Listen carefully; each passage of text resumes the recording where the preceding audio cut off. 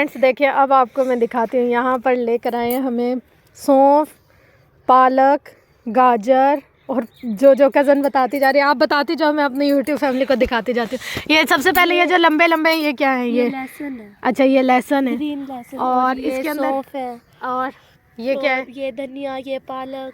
और क्या है उधर? अच्छा, आगे टमाटर के पौधे लगे हुए हैं। चलो भाई, आप लोग मेरी कज़न की ज़ुबानी आप इंजॉय करें क्योंकि मुझे तो इतनी ज़्यादा नॉलेज नहीं। मुझे शौक़ है सब उगाने का घर में, मगर आप लोगों ने तो हमारा घर देखा हुआ है ना, मतलब कैसा है, तो वहाँ पर इतनी ज़्यादा इस तरीके की चीज़ें नहीं होती। अच्छा, ये वाला है टमाटर है। और क्या क्या है मुझे बताती जाओ। और वो आगे पालक और मेथी। ये सारा मतलब जो है ना, ये पालक, मेथी और सारी चीज़ें मतलब मिक्स किसी ने उगाई हुई हैं। तो बस अब यहाँ पर हम लोगों ने ये वाली चीज़ें भी देख ली। मैं ना अब यहाँ से सारी इन्फॉर्मेशन लेकर जाऊँगी, जैसे सब लोगों से जो यहाँ काश्त करते हैं ना। फिर मैं अपने घर में जाके छोटी सी क्यारी बनाऊँगी, फिर उसमें जाकर ये सारी चीज़ें उगाऊँगी और पूछ लूँगी कि इस मौसम में कौन कौन सी चीज़ें उगाई जाती हैं। क्योंकि हम जितनी भी वीडियोज़ देख लेना, जो किसी का तजर्बा होता है वो बहुत बड़ा होता है, और उस तजुर्बे के बिहाफ पर जब हम काम करें ना, फिर अच्छा रहता है। धुंध देखे ज़रा, थोड़ा आगे भी कुछ नहीं नज़र आ रहा, तो अब हम लोग घर की तरफ वापस जाते हैं और फिर दोबारा से आएंगे यहाँ पर चक्कर लगाने के लिए। फ्रेंड्स, यहाँ पर ना इन्होंने एक और ज़मीन सेट की हुई है, और इस ज़मीन पर ना कोई नई सब्ज़ी वगैरह उगाएंगे। अच्छा, प्याज, कज़न बतानी है कि इस ज़मीन पर अब प्याज उगाएंगे, उसके लिए इन्होंने ये सारा जो सेटअप है ना वो सेट किया हुआ है। और ये जो बड़े बड़े पौधे आपको खड़े हुए नज़र आ रहे हैं ना, ये हैं दाल के पौधे। रुके, अल्लाह, मुझे तो इन रास्तों पर चलना ही नहीं आता, अल्लाह अकबर। लेकिन ये देखें, यहाँ पर ना फूल सारे खिले हुए हैं, और ये फूल जब थोड़े बड़े होंगे फिर इन पे ये सॉरी, मैं आपको दिखाती हूँ। ये रही दाल। इन फूलों में से ना ये दाल निकलती है, बहुत मज़े की होती है। इस दाल के साथ जो चावल बनाए जाते हैं ना, और भी ज़्यादा औसम। इस जगह पर ना फूल भी साथ में लगे हुए हैं और फल भी साथ में लगा हुआ है। ये फल ना बिल्कुल सूख जाएगा, जब बिल्कुल ड्राई हो जाएगा ना, फिर इसमें से दाल निकाली जाती है, और दाल काफ़ी टेस्टी होती है। हम लोग जो ख़रीदते हैं ना सब्ज़ दाल, वो वाली दाल होती है ये। और उसके बाद देखें जी, यहाँ पर ना कुछ और उगाया हुआ है, जैसे गन्ने और मकई, जवार, बाजरा, सारी चीज़ें काश्त की हुई होती हैं यहाँ पर एक साथ ही। सबकी ज़मीनें होती हैं, जिसको जो इजी लगता है वो वही चीज़ काश्त कर लेता है।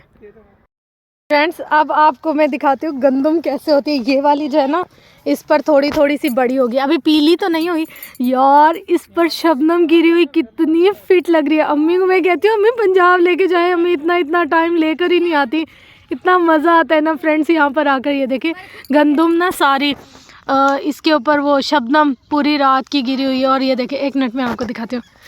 ओए होए होए 1 2 3, ये देखिए हाथ पूरा भीग गया है शबनम के पानी से, और ये बहुत अच्छा पानी होता है, ये इसकी तासीर भी बहुत अच्छी होती है। अच्छा, अब यहाँ से आपको दिखाती हूँ। ये देखें, ये ना गंदम हो रही है इस पर। अभी ये सूखेगी, पीली होगी, बड़ी होगी, फिर इसका जब सीज़न आएगा फिर इसको काश्त करेंगे। काफ़ी ये सारी यहाँ से देखें गंदम ही गंदम है, पूरी गंदम ही गंदम है। यहाँ मट्टी में चल के मेरे पैरों की हालत देखो यार, सारे मट्टी हो गए हैं पाँव हमारे। अच्छा, यहाँ पर कलर इतना फेड हो जाता है ना, सारे शशके उतर जाते हैं हमारे कलर के। सर्दी होती है इतनी, कराची में इतनी सर्दी नहीं होती, तो यहाँ पर तो सारे कलर की भी ना ऐसी तैसी हो जाती है, और पाँव में तो सारी मट्टी हो गया। हाँ, अब ज़ैनब हमें एक और जगह लेकर आए। ज़ैनब मीन्स मेरी कज़न, मेरे मामू की बेटी। अब आप उनकी ज़ुबानी सुने। यहाँ हम एक और ज़मीन में आए। यहाँ क्या क्या उगा हुआ है बताओ ज़ैनब। ये पालक है, और ये मेथी। आगे चले जैसे ये हमें बोलेंगे ना, हम वैसे करेंगे। अब आगे चले। के बीज बनते हैं। अच्छा, ये बन रहे हैं, सूखा वाला धनिया होता है ना, वो बनेगा। चले, ये फ्रेंड्स धनिया के बीज बन रहे हैं, और इस पे सूखा धनिया बनेगा। और आगे चले अच्छा, उस साइड पे मूली लगी हुई है, और ये शलजम लगे हुए हैं। किसी को साग बनाना हो ना उसके लिए तो बहुत फिट है जी, मूली नहीं शलजम। अच्छा, और यहाँ पर ना इन्होंने सारी बेस सेट की हुई है, और फिर इसके बाद इसमें कुछ लगाएंगे, जैसे कि यहाँ पर लगाया हुआ है ऐसे बेस बनाकर ना क्यारी टाइप से। फिर उसके अंदर ये लहसुन, प्याज, ऐसी चीज़ें बनते हैं। अच्छा, ये कहनी है यहाँ पर ना जैसे ये प्याज पूरे लग गए हैं, सेट हो गए। अच्छा यहाँ से फ्रेंड्स नज़र भी आ रहे हैं, रुके मैं आपको दिखाती हूँ। ये रहे, मतलब एक प्याज में से कितने सारे प्याज निकलते हैं, मैं आपको दिखाती हूँ। ये देखें, इतना इस पे ना पानी है कि मेरा पूरा हाथ पानी से भर गया है, सारी रात की शबनम गिरी हुई है। और अच्छा आप देखें, हम यहाँ पर एक प्याज है ना, इसके अंदर कितने सारे प्याज उगे हुए हैं। और ना इसमें से कलवंजी भी बनती है, इन्हीं प्याज से ही ना कलवंजी बनती है।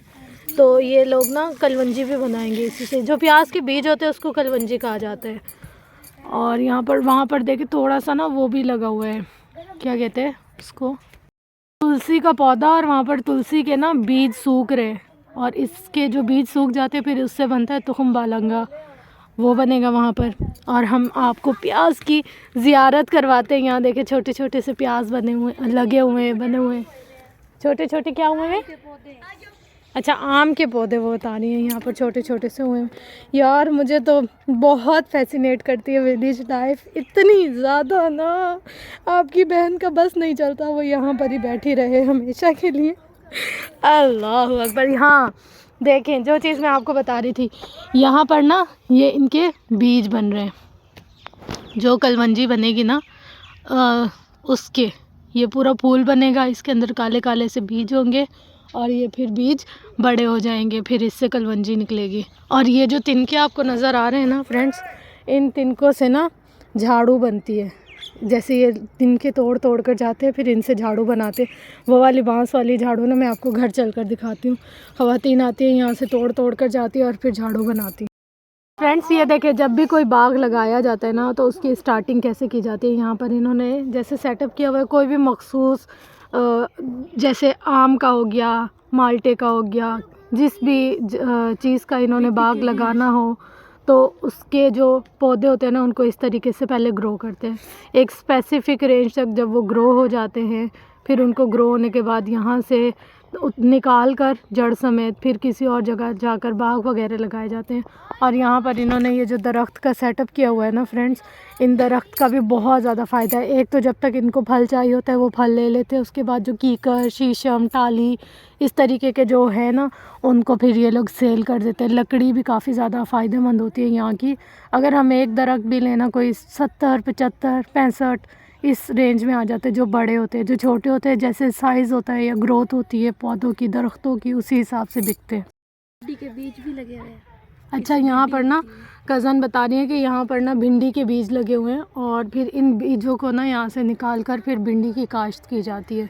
मुझे ना ज़्यादातर इधर की लाइफ का ज़्यादा पता नहीं है, तो ये गाइड करती जा रही है मुझे साथ साथ, फिर मुझे पता चलता जा रहा है कि अच्छा ये वाली चीज़ ऐसे है। यूँ तो मैंने भी काफ़ी सारा टाइम पंजाब में ही गुजारा है, मगर मेरा ये था कि मेरे इलाके डिफरेंट थे। जैसे इस्लामाबाद हो गया, रावलपिंडी हो गया, जैसे हम लोगों ने थोड़ी सी ना लाइफ जो है वो सिटी में गुजारी है, तो उस हिसाब से हम लोगों का सेटअप था।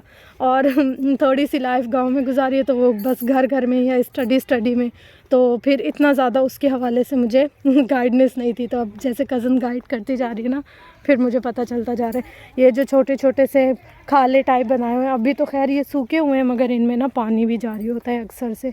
जब ज़मीनों को पानी लगाना होता है ना तो फिर इन्हीं का ही मीडियम यूज़ किया जाता है काश्तकारी करने के लिए। आपको थोड़ा सा इधर भी सेटअप दिखाती हूँ, इस तरीके से देखें। अभी तो ये पानी ठहरा हुआ है ना, जैसे नहरी पानी जारी होता है या ट्यूबवेल वगैरह जो जारी होते हैं, तो फिर वो यहाँ से पानी की निकासी होती है एक ज़मीन से दूसरी, दूसरी से तीसरी ज़मीन को।